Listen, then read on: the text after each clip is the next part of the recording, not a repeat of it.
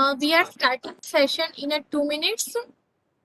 Okay, I can see only 33 students have joined, so we will be waiting for 1-2 minutes more, and then after we are commencing the session.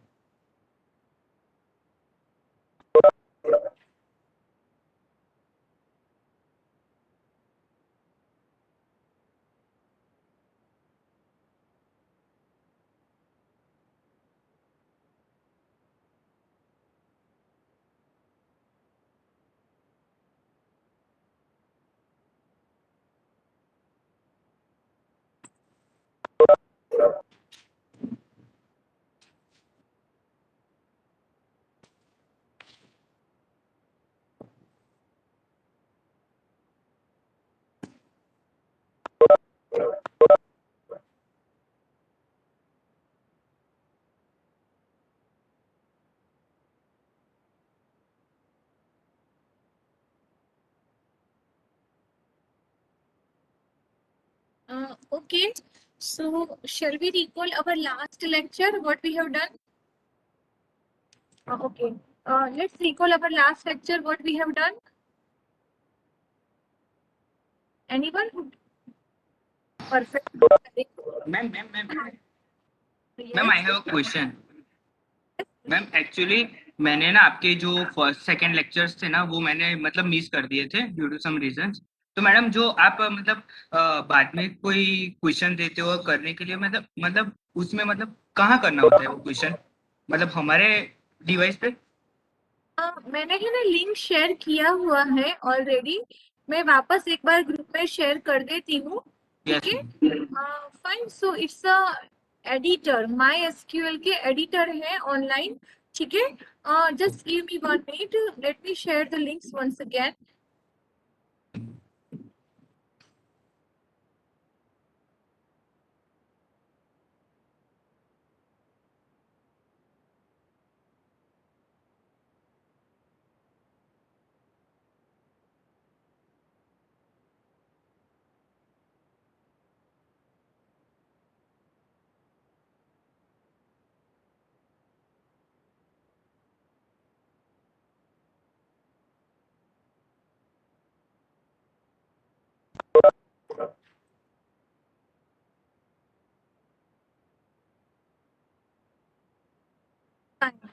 Okay.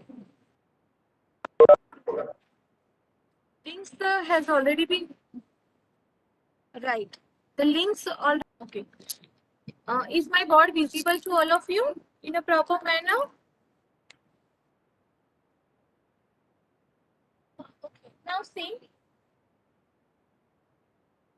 I think if you can recall, मैंने आपको last lecture में बताया था कि in industry जो professional databases construct होते हैं, design होते हैं, उसमें यू नो मिनिमम 350 400 टेबल्स तो बहुत इजीली होते हैं। I am talking about the services which is of 4 to 5 years। ठीक है, जो 4-5 years की सर्विसेज होती है या 3-4 years की सर्विसेज होती है, उसमें at least you would be finding 350 to 400 tables in the database for the same service।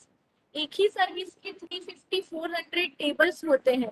ठीक है, और जो मास्टर टेबल्स होते हैं, आई am not talking about the transaction table, जो मास्टर टेबल्स होते हैं उसमें 40-50 कॉलम्स होते हैं।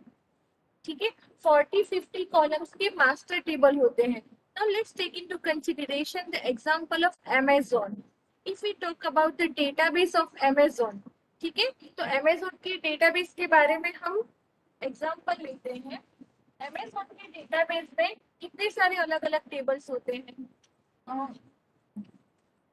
There is a customer table in the Amazon database, product table, order table and so on. Okay, you will be finding large set of tables in Amazon database. Let's concentrate on the customer table. तो you might be knowing कि जब आप Amazon का registration form fill up करते हो, if I want to make purchase from Amazon, I need to be a registered user. If I'm not the registered user, I can only view, I can merely view the products. मैं सिर्फ catalogue view कर सकती हूँ Amazon का, but मैं कुछ purchase नहीं कर पाऊंगी। So if I want to make a transaction in Amazon, I need to be a registered user. ठीक है? तो everybody knows कि जब आप registration करते हो, you need to fill certain details.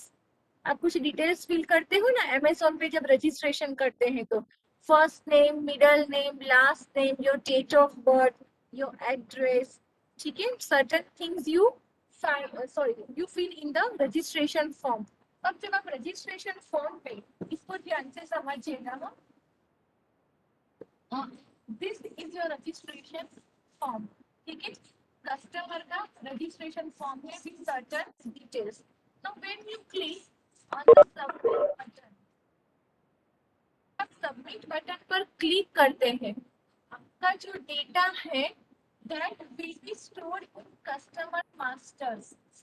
Amazon का जो कस्टमर मास्टर होगा उसमें स्टोर होगा. तो ऐसे तो throughout India, forget the world, entire world के बारे में तो हम भूल जाते हैं, we just concentrate on the India. ऐसे तो थ्रू आउट इंडिया में Amazon के कितने कस्टमर होंगे. मैं बहुत कॉन्शियसली भी बोलती हूँ या बहुत मैं क्रिटिकली भी बोलूँ तो 1 करोड़ कस्टमर तो आराम से होंगे. समझ में आ रहा है? ठीक है, आउट ऑफ 135 करोड़ पॉपुलेशन मैं बहुत रिजर्व्ड मैनर में भी बोलूं तो भी 1 करोड़ कस्टमर तो आराम से होंगे. This is just an example. ठीक है, सो 1 करोड़ कस्टमर है Amazon पे इन इंडिया. ओके, अब it will never be possible कि Amazon को कुछ भी एनालिसिस करना है या रिपोर्ट जनरेट करना है तो वन शॉट को ये सारा 1 करोड़ डेटा का रिक्वायरमेंट हो. ऐसा कभी होता है कि वन शॉट मुझे 1 करोड़ डेटा का रिक्वायरमेंट साथ में हो किसी भी एनालिसिस करने के लिए? नो. बेसिकली मैंने आपको कल ही बताया था कि जब डेटाबेस कंस्ट्रक्ट होता है, डेटाबेस डिजाइन होता है, the main purpose is to store the data, retrieve the data, make analysis, do report generation. अलग अलग रिपोर्ट जनरेट करने के लिए we make use of the data stored in the database. ठीक है, ओके. तो कस्टमर मास्टर में मैंने पहले ही आपको बताया कि 1 करोड़ रिकॉर्ड तो आराम से होंगे. मैं पूरे इंडिया की बात करूं तो इंडिया में एटलीस्ट 1 करोड़ तो ऑनलाइन यूजर होंगे ही होंगे Amazon के. तो 1 करोड़ कस्टमर का डेटा है टेबल में. ठीक है, see, this is just for your understanding purpose. Actually, Amazon is following the concept of big data and not the RDBMS. Currently, जब आप Amazon का database design refer करते हो, it is following the concept of big data and not the RDBMS. But just for the sake of simplicity, just for the sake of understanding, I am explaining this to you. ठीक है, 1 करोड़ जो data है वो one shot के सारा का सारा data नहीं चाहिए. अब इसको ध्यान से समझिएगा. ये जो कस्टमर मास्टर है, ठीक है,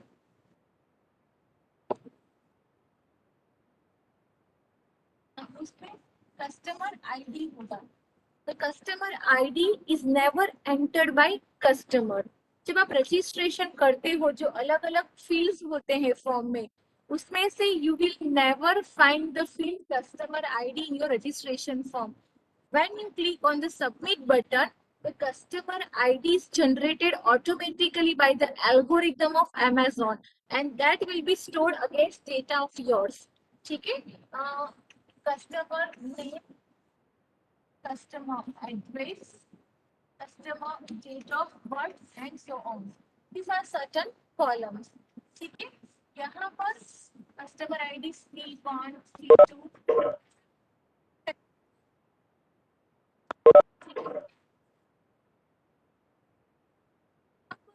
Amazon को ऐसा कुछ एनालिसिस करना है, Amazon को ये रिपोर्ट जनरेट करना है कि पूरे इंडिया में से सबसे ज्यादा सेल कौन से स्टेट में हुआ है. Gujarat, Maharashtra, UP, MP. इतना क्लियर? तो मुझे सारे कस्टमर का डेटा चाहिए? नो. कौन से डेटा को मुझे फैच करना पड़ेगा? ये जो 1 करोड़ डेटा है उसमें से मुझे कौन से डेटा को फैच करना पड़ेगा जहां पर स्टेट गुजरात है. ये जो कस्टमर एड्रेस मैंने लिखा है ना, वो कस्टमर एड्रेस भी जब हम टेबुलर कन्वर्ट करते हैं, ठीक है, तो एक्चुअली इस तरह से स्टोर होता है. ठीक है, customer name, customer city, customer state and date of birth. ठीक है, आई थिंक आप लोगों को ये बहुत क्लियरली आइडिया होगा कि जब भी हम कोई रजिस्ट्रेशन फॉर्म फिलअप करते हैं तो अलग अलग ड्रॉप डाउन आते हैं एड्रेस को सिलेक्ट करने के लिए। सबसे पहले आप कंट्री सिलेक्ट करते हो इंडिया, ड्रॉप डाउन में से जब आप कंट्री सिलेक्ट करते हो इंडिया, फिर जब आप नेक्स्ट ड्रॉप डाउन क्लिक करते हो तो automatically that drop down list is filled with the states of India. ठीक है, उसमें कभी यूएस के स्टेट्स नहीं आएंगे या कोई दूसरे कंट्री के स्टेट्स नहीं आएंगे।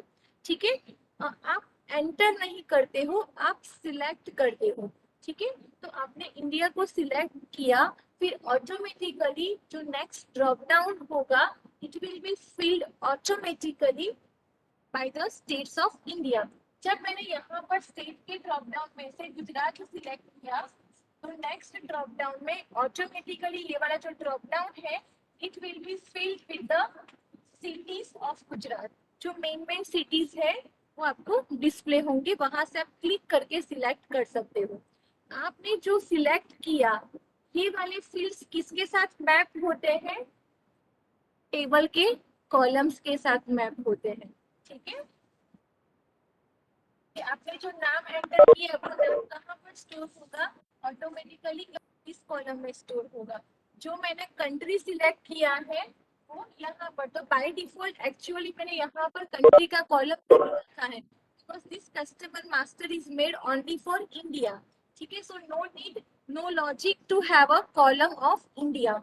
ठीक है, तो सपोज मैंने यहाँ पर लिखा गुजरात, यहाँ पर मैंने सिलेक्ट किया अहमदाबाद। ठीक है, अब जैसे मैंने आपको बताया कि maybe at the end of a month या maybe at the end of fortnight Amazon wants to generate a report कि सबसे ज्यादा सेल इंडिया के कौन से सिटी में से हुआ है। तो गुजरात है, एमपी है, यूपी है।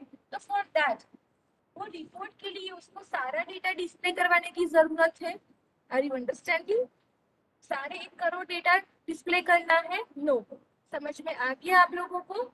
ओके, या तो ऐसा जानना है कि गुजरात में से कितना सेल हुआ है, एमपी में से कितना सेल हुआ है, गुजरात में भी पर्टिकुलरली अहमदाबाद से कितना सेल हुआ है। So I need not to deal with entire 1 crore record. तो मुझे कुछ रिकॉर्ड सिलेक्ट करने हैं। रिकॉर्ड मतलब रोज, हम रोज भी बोल सकते हैं, रिकॉर्ड्स भी बोल सकते हैं। I need not to deal with entire records of a table. Rather, I just want to display the selected records or rows from the table. Okay. Another example that I would like to give you. Let's take into consideration the example of a table of employee. ठीक है, मैंने employee table दिया with certain columns, employee ID, employee name, designation of employee, salary of employee, experience of employee and so on। ठीक है, अब देखो suppose ये जो एम्प्लॉय मास्टर है वो कौन से ऑर्गेनाइजेशन का है? टीसीएस का। तो you might not be knowing कि TCS is a service based company. कोई भी जब सर्विस आता है तो टीसीएस को वो सर्विस के लिए टीम फॉर्म करना पड़ता है। यूजुअली वो टीम का साइज होता है 7 to 8 मेंबर्स। आज जो बड़े बड़े इंडस्ट्री है वो स्क्रम का कॉन्सेप्ट फॉलो कर रहा है। ये मैं आपको बाद में डिटेल में एक्सप्लेन करूंगी when I will be taking your lecture in semester 1। ठीक है, और स्क्रम क्या होता है, कौन कौन से इंडस्ट्रीज इसको फॉलो करते हैं, everything I will be telling you. ठीक है, तो करेंटली जो इंडस्ट्रीज है, जो बड़े बड़े सॉफ्टवेयर इंडस्ट्रीज है, कंपनी है, वो स्क्रम का कॉन्सेप्ट फॉलो करता है। And when a particular company is following the concept of Scrum, the team member, ठीक है, the size of team is 7 to 8। जो टीम फॉर्म होता है सर्विस को बनाने के लिए वो टीम 7 to 8 मेंबर्स का होता है। ठीक है, ओके। अब ये कौन से 7 to 8 मेंबर सिलेक्ट करने हैं वो किसके ऊपर डिपेंड करता है? सबसे पहले क्लाइंट के ऊपर एंड बजट के ऊपर। मैं आपको एक सिंपल एग्जांपल देती हूँ कि सपोज कोई आप एकदम मॉडरेट रेस्टोरेंट में जाते हो, आप जय भवानी में गए या एकदम मॉडरेट रेस्टोरेंट में गए, तो वहां पर आपको कैसा सर्विस मिलता है? मॉडरेट। कई बार आपको वेटर को एक्सक्लूसिवली बुलाना पड़ता है कि पानी सर्व करो, एकदम नॉर्मल सर्विस मिलता है, ठीक है, बिकॉज वो एकदम मॉडरेट रेस्टोरेंट है। But if you go to a 5 star, तो आपको कैसा सर्विस मिलता है? वो वेटर आएगा, आपको आपके टेबल तक लेके जाएगा, चेयर पुल करके आपको वहां पर रिक्वेस्ट करेगा, you will never ask for the water, वो ऑटोमेटिकली आपको सप्लाई हो जाता है, हॉस्पिटैलिटी इन शॉर्ट, ठीक है। तो वो किसके ऊपर डिपेंड किया? क्लाइंट के ऊपर, ठीक है। अब मैं सबसे पहले आपको ये बता दूं कि कौन सी टीम सिलेक्ट करनी है, कोई पर्टिकुलर सर्विस है, उसके लिए कौन सी टीम सिलेक्ट करनी है, एम्प्लॉय मास्टर में से कौन से 7-8 मेंबर को सिलेक्ट करना है, वो किसके ऊपर डिपेंड करता है? क्लाइंट के ऊपर एंड टाइप ऑफ सर्विस के ऊपर, ठीक है। मैं बताती हूँ आपको मैं क्या कह रही हूँ एक्चुअली। अब टीसीएस के लिए यूजुअली 3-4 करोड़ की सर्विस बहुत कॉमन है, आई एम नॉट जोकिंग, ठीक है। रेड इन न्यूज़पेपर, टीसीएस को आई थिंक 3-4 महीने पहले एक सर्विस मिला है जिसका वैल्यू है 150 करोड़। 150 करोड़ का सर्विस मिला है, ठीक है, और जिसका टेन्योर है 10 इयर्स। तो वो सर्विस कितने साल चलेगी? 10 इयर्स तक वो सर्विस चलने वाली है, ठीक है। और टीसीएस जैसी कंपनी यूजुअली जो सर्विसेज लेती है उसका ड्यूरेशन 3-4 इयर्स होता ही है, इतने बड़े बड़े सर्विसेज होते हैं, ठीक है। 3 करोड़, 4 करोड़, 5 करोड़, 6 करोड़, ये सर्विसेज टीसीएस के लिए बहुत कॉमन है। और टीसीएस के लिए 70-75 लाख का सर्विस बहुत मॉडरेट रेंज में आता है, उसके लिए ये सर्विसेज ज्यादा हाई फाई नहीं है। तो 70-75 लाख की जो सर्विसेज है उसके लिए टीम मेंबर का सिलेक्शन का पैटर्न अलग होता है। 150 करोड़ की सर्विस के लिए टीम मेंबर के सिलेक्शन का पैटर्न अलग होता है, और 3-4 करोड़ की सर्विस के लिए टीम मेंबर के सिलेक्शन का पैटर्न अलग होता है। गॉट द पॉइंट एवरीबॉडी, ठीक है। तो ये सपोज टीसीएस के पास 750 सर्विस का रिक्वेस्ट आया है, उसके लिए टीसीएस को एक टीम फॉर्म करना है, ठीक है। तो मैंने पहले भी बोला कि this is very moderate service, very nominal service for TCS, ठीक है।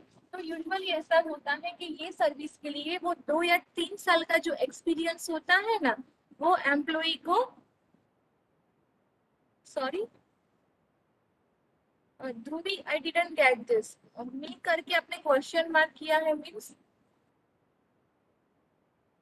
बेटा ध्रुवी आर यू देयर? आपने मी करके 2 क्वेश्चन मार्क किए हैं, आई डिडंट गेट योर मैसेज बेटा, एनी प्रॉब्लम बेटा?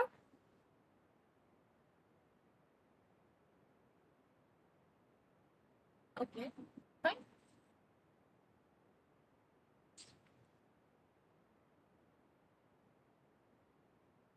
Okay fine. तो जैसे मैंने आपको बताया 70-75 lakh service is very common, very nominal. तो इसके लिए यूजुअली ऐसा होता है कि जिसको 2 या 3 साल का एक्सपीरियंस है ना, वो एम्प्लॉय भी वो सर्विस के लिए असाइन हो सकते हैं।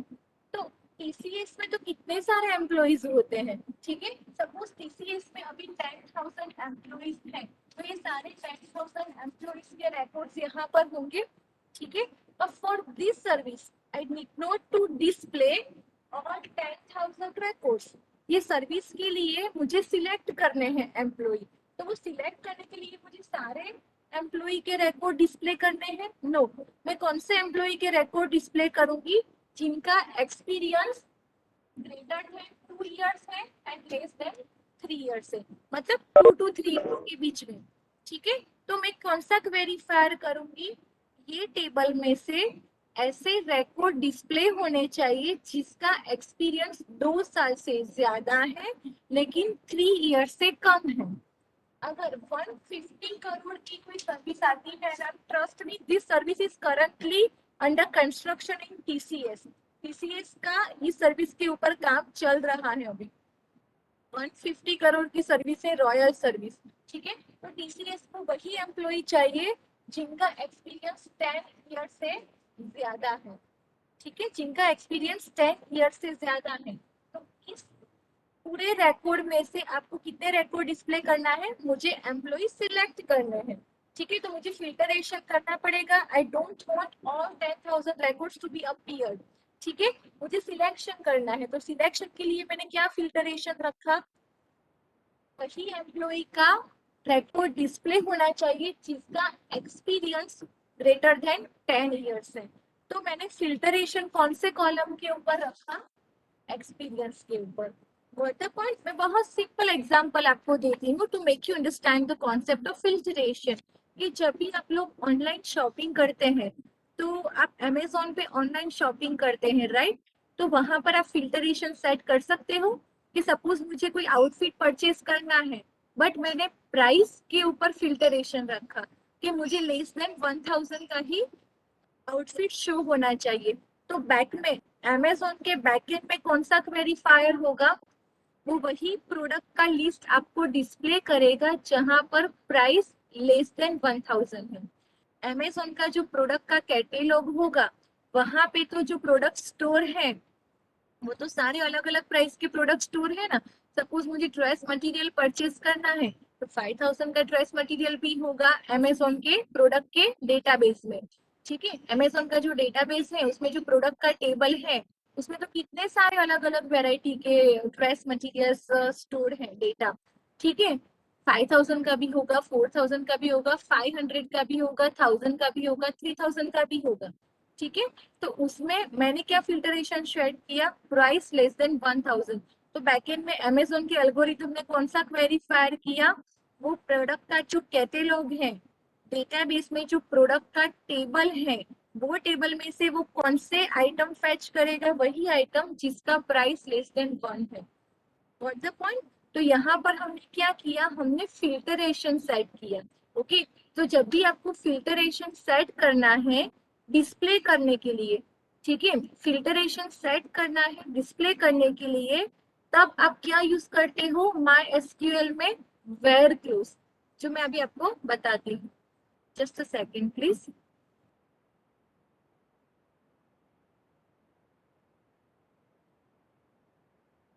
Right, okay. अब देखिए, जैसे मैंने आपको बताया कि मुझे सारे रो डिस्प्ले नहीं करने हैं, मुझे सिलेक्टेड रो डिस्प्ले करने हैं। Let's remain continue with example of employee, ठीक है। तो एम्प्लॉय का जो मास्टर टेबल है, अब मुझे वही एम्प्लॉय के रिकॉर्ड डिस्प्ले करना है जिसका सैलरी ग्रेटर देन 25,000 है। एम्प्लॉय मास्टर में 10,000 रो है, 10,000 रिकॉर्ड है, बट मुझे डिस्प्ले कौन से एम्प्लॉय के रिकॉर्ड करने हैं जहां पर सैलरी ग्रेटर देन 25,000 है। तो ऑटोमेटिकली जिन एम्प्लॉय का सैलरी लेस देन 25,000 है, वो रिकॉर्ड डिस्प्ले नहीं होने चाहिए। तो आपको इस तरीके से जब रिक्वायरमेंट होती है, at that time we use where clause with select statement.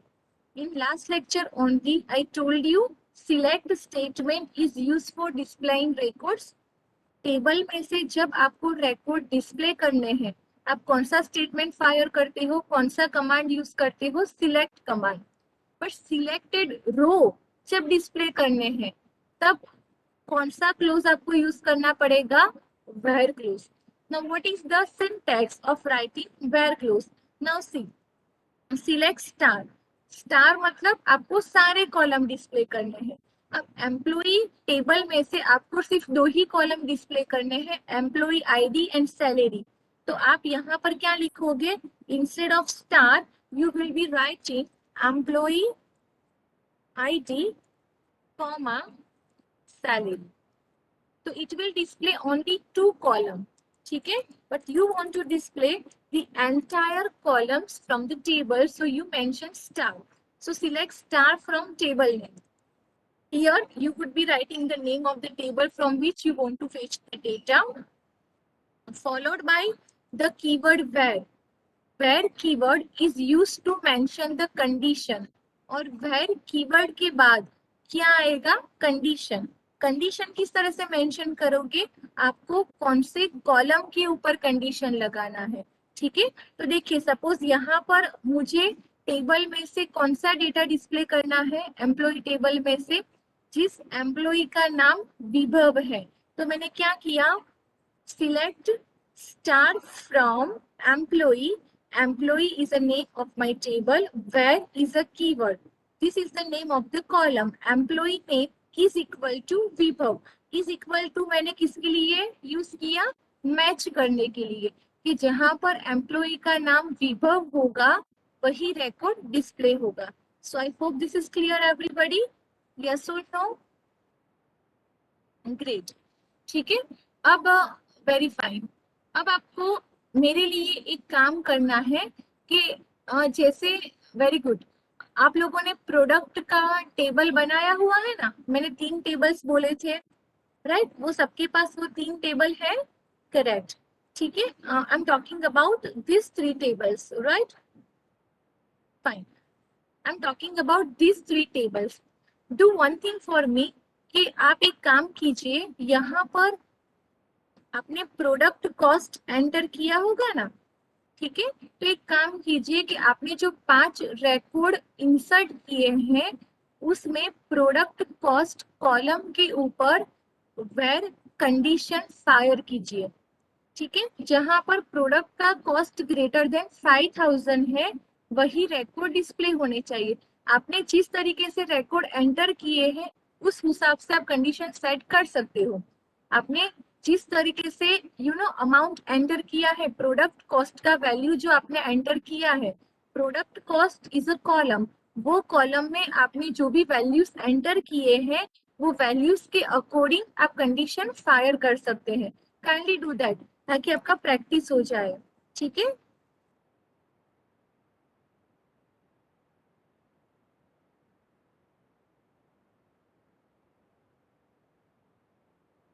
बाद में हम नेक्स्ट लेते हैं। वेयर क्लोज एक बार देख लीजिए। वेयर क्लोज आपको 2 अलग अलग पैटर्न से देखना है। पहला, where clause with all the columns, and second, where clause with selected column. ठीक है, 2 ही column plus where clause, and where clause with all the columns of the table. Get it? और मैंने यहाँ पर अपना चैट बॉक्स ऑन ही रखा है, you can type in the chat box if you do face any problem.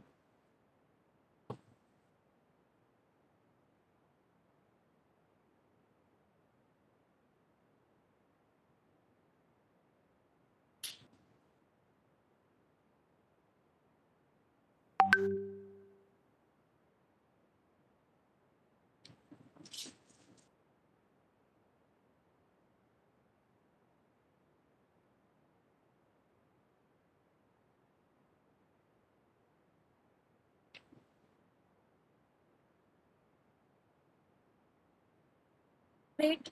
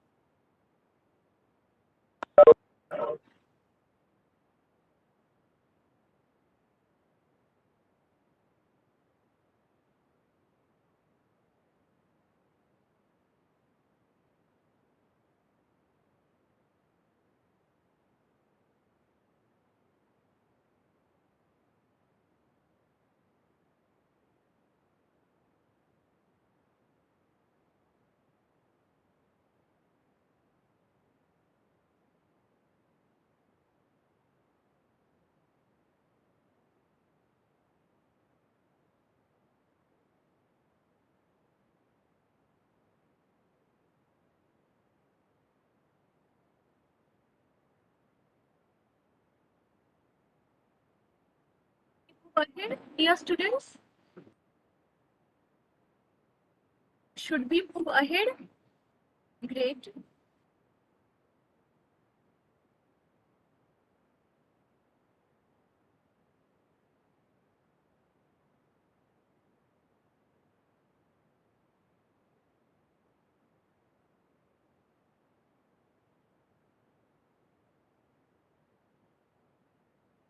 Very good.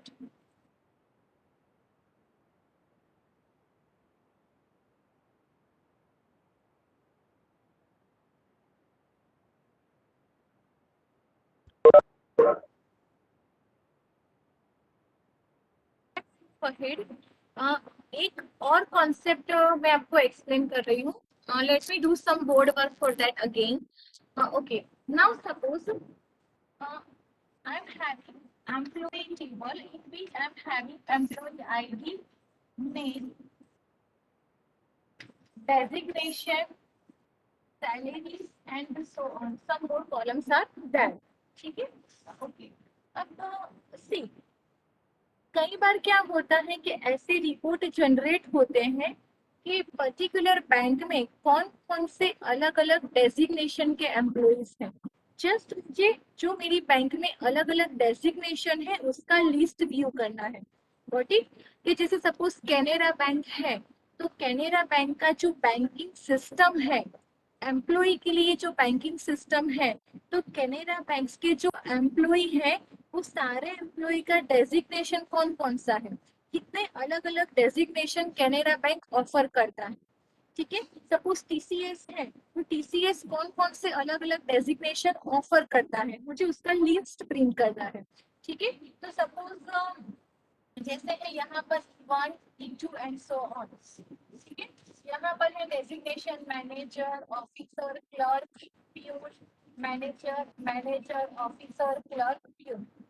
तो जो Canara bank है वो अलग अलग 4 डेजिग्नेशन ऑफर करता है, मैनेजर, ऑफिसर, क्लर्क, प्यून. तो मुझे जो रिपोर्ट जनरेट करना है, मुझे अपर लेवल को प्रेजेंट करना है या मे बी गवर्नमेंट को प्रेजेंट करना है. तो गवर्नमेंट को यूजुअली इस तरह से रिपोर्ट प्रेजेंट किया जाता है कि कैनेरा बैंक में अलग अलग 4 डेजिग्नेशन है.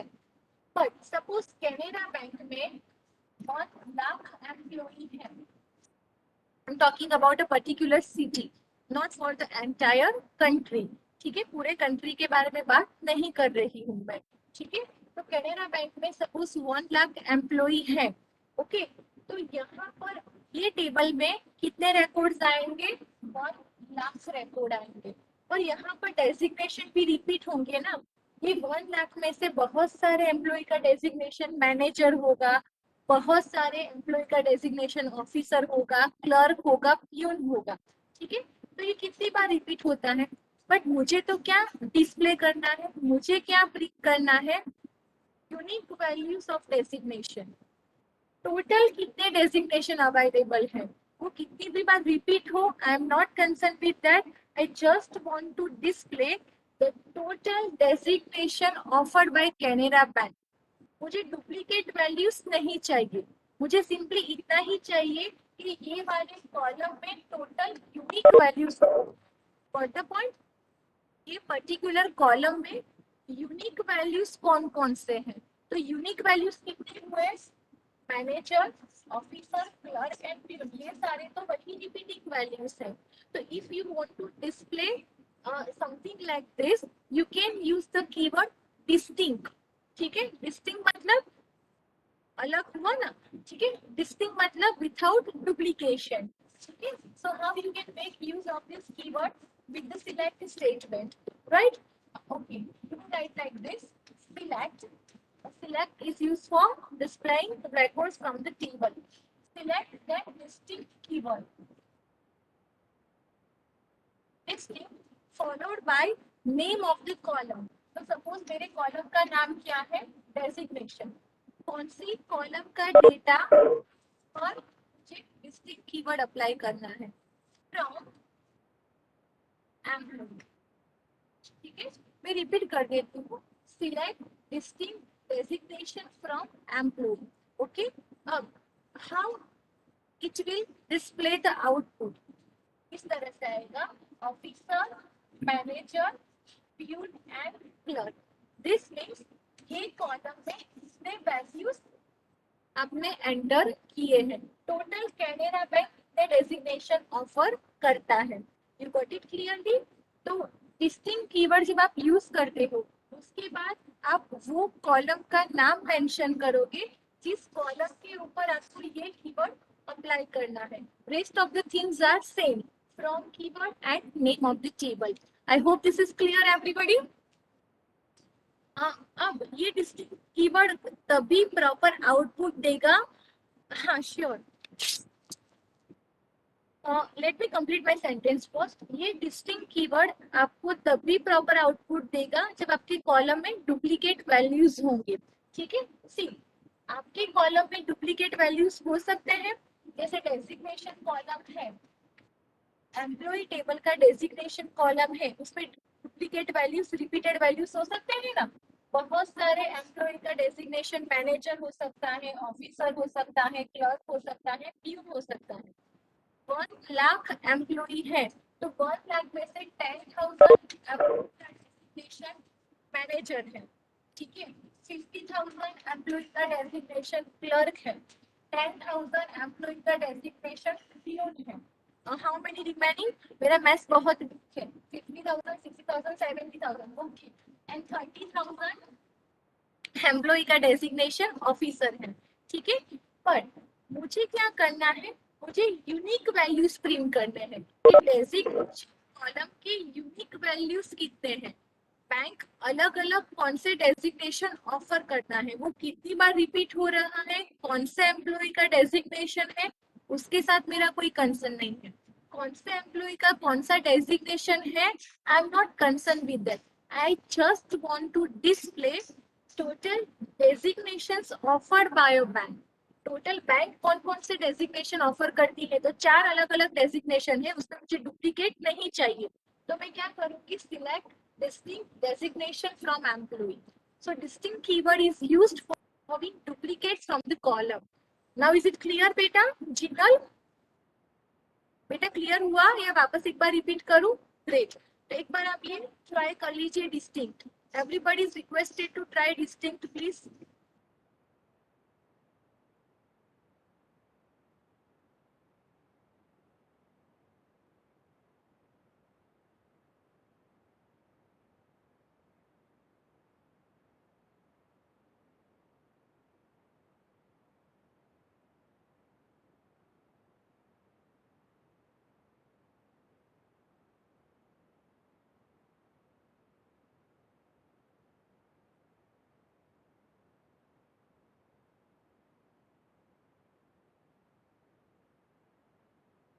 Yes, one sec students, kindly continue with this. I be back.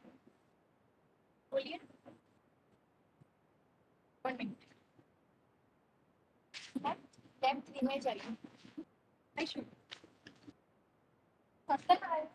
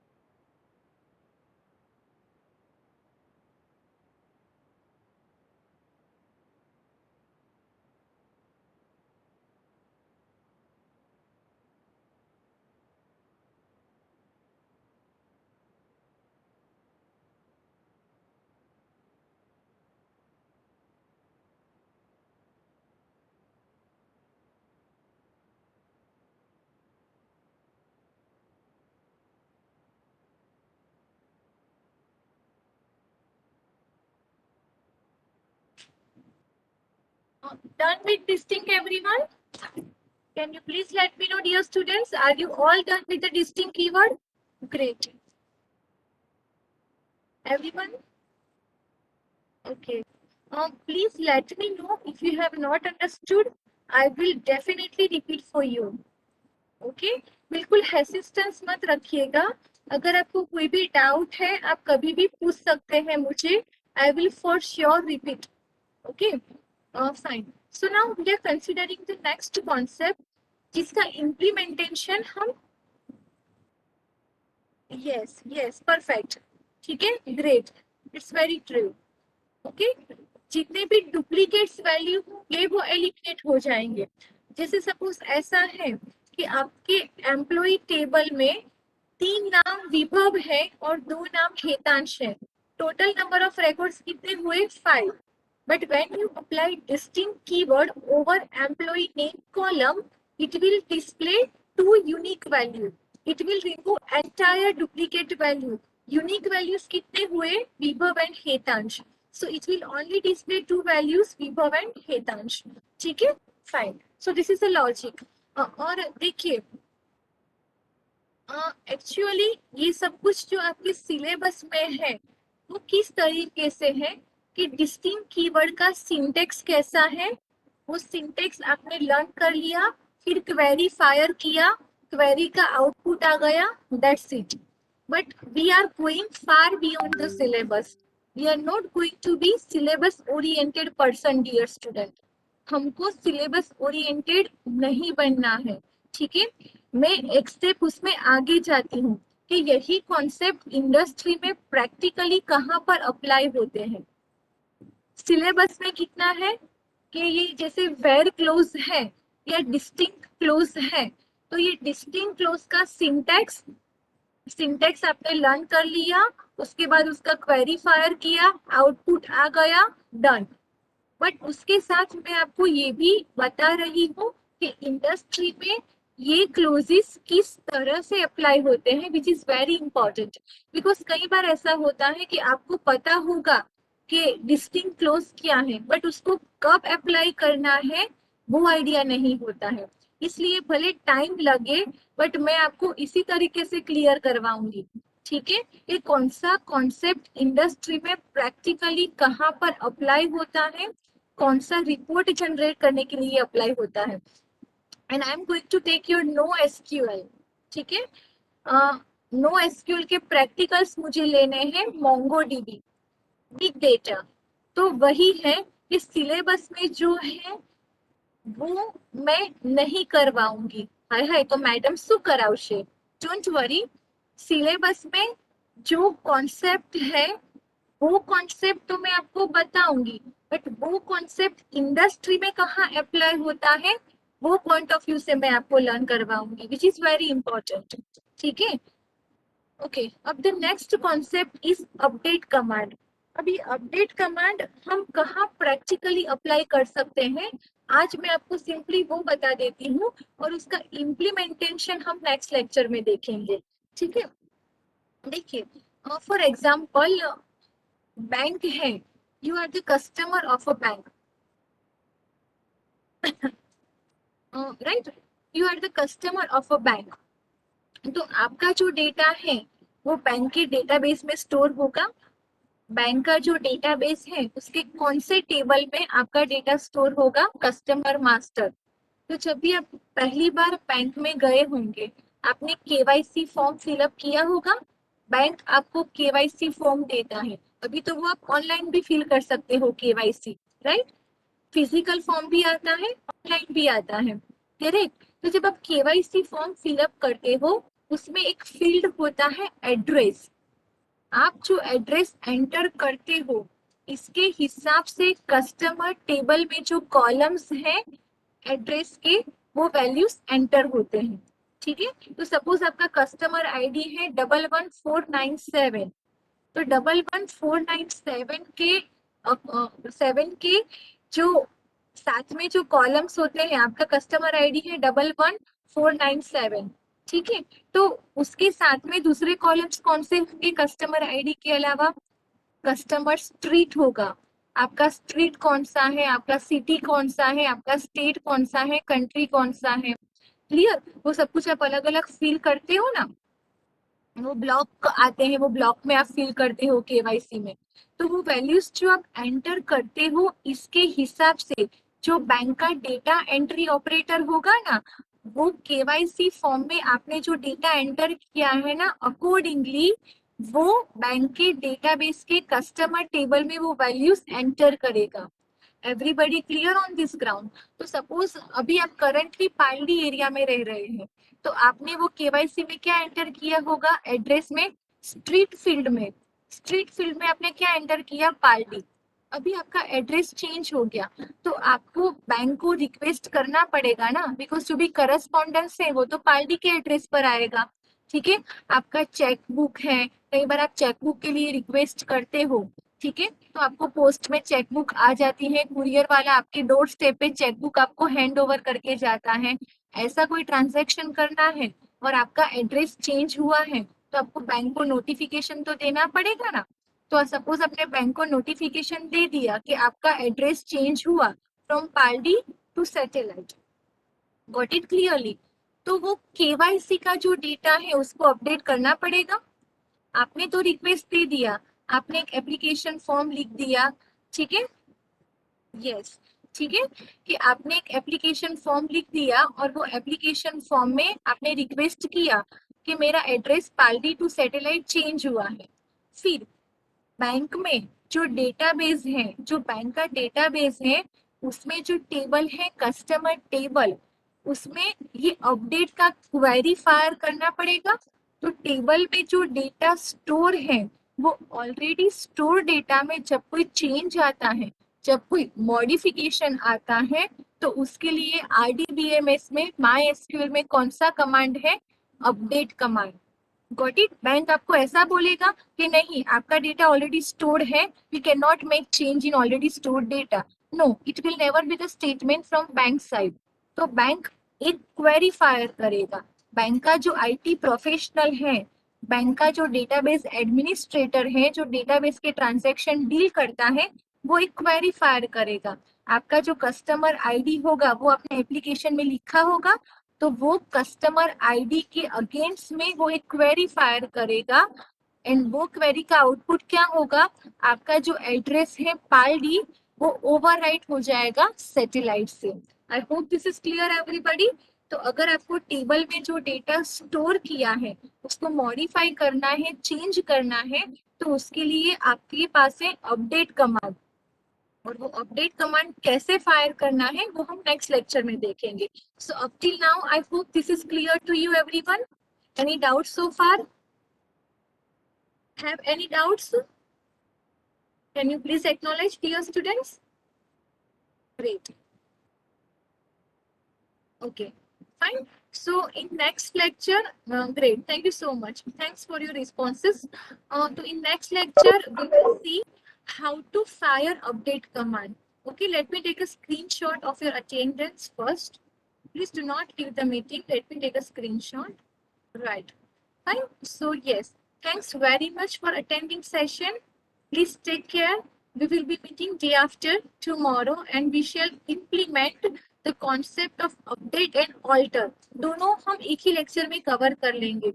Most welcome बेटा। Thank you all. Thank you so much. Please take care. Bye.